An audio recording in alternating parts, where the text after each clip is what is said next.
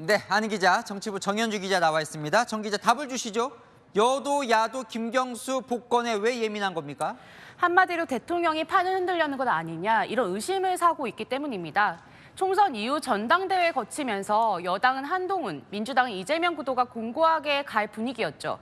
그런데 대통령이 김경수 전 지사를 정치판에 떨어뜨리는 복권 이야기가 나온 겁니다. 그러니 양쪽에서는 의도가 뭔지 촉각을 곤두세우는 거죠. 일단요, 반기는 쪽은 명확해 보여요. 친문 쪽이요. 네. 네, 맞습니다. 비주류라 겉으로 내색은 못해도 매우 반기는 분위기인데요. 86.97%, 이재명 전 대표 현재 전당대회 득표율은 당내에서 친문계 상황을 잘 보여주는 수치입니다.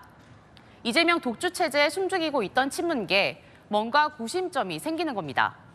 비명 김두관 후보, 오늘 민주당의 다양성과 역동성을 살릴 계기가 될 것이라며 대환영한다고 밝혔습니다. 대안이 하나 생긴 것만으로도 천군만마라는 비명 의원도 있었습니다. 자, 반면 같은 당이긴 하지만 이재명 전 대표 쪽은 어때요?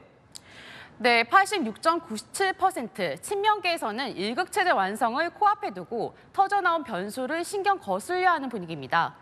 김 전 지사 복권을 야권 분열 카드로 대통령이 쓸 수 있다 생각은 했지만 이렇게 빨리 쓸 줄은 몰랐다는 분위기입니다.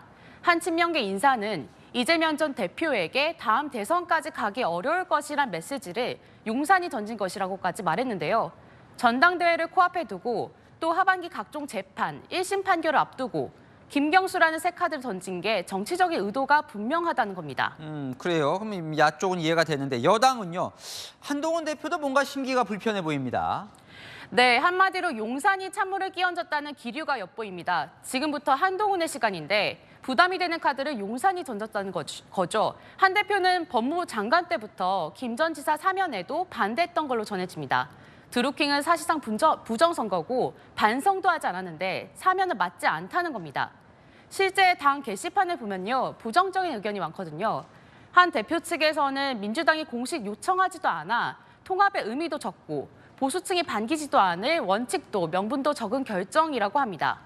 그렇다고 대통령의 고유 권한인데 대놓고 싸울 수도 없어 고심 중입니다. 자, 일단은요. 지금은 이제 법무부가 올린 거예요, 안을. 결국 대통령이 이걸 이제 의결을 해야 되는 건데 대통령실 분위기는 어떻습니까?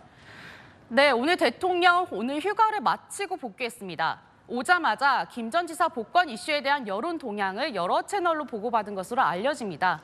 특히 부정적인 지지층 반응에 촉각을 곤두세우는 목소리도 대통령실 내부에서 나옵니다. 총선 직후 지지층의 반감을 샀던 박영선 국무총리, 양정철 비서실장 소동이 다시 떠오를 수도 있다는 거죠. 하지만 여야가 모두 시끌시끌해졌다는 게 대통령의 정치적 영향력을 과시할 수 있는 기회로 보는 시각도 있습니다.